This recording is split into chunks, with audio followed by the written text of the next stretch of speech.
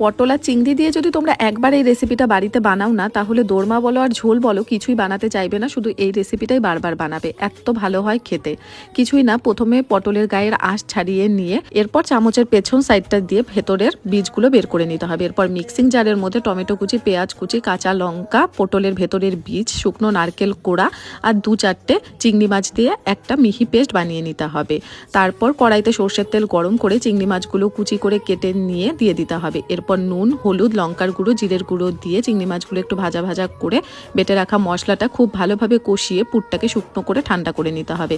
এরপর পটলের ভেতরে ভরে দিতে হবে চামচের পেছনের সাইডটা দিয়ে এবারে যে কেটে রেখেছিলাম মাথার অংশটা, সেটা টুথপিক দিয়ে লাগিয়ে দিতে হবে যাতে পুরটা বেরিয়ে না যায়। তারপরেও বেশিরভাগ ক্ষেত্রে বেরিয়েই যায় তেলে দিলে, তাই আমি বলবো পটলের একটু স্পেস রেখে পুরটা ভরতে। তারপর কড়াইতে সর্ষের তেল গরম করে নুন হলুদ দিয়ে পটলগুলো ঢেকে ঢেকে লালচে করে ভেজে নিলেই কিন্তু পুর ভরা পটল ভাজা রেডি।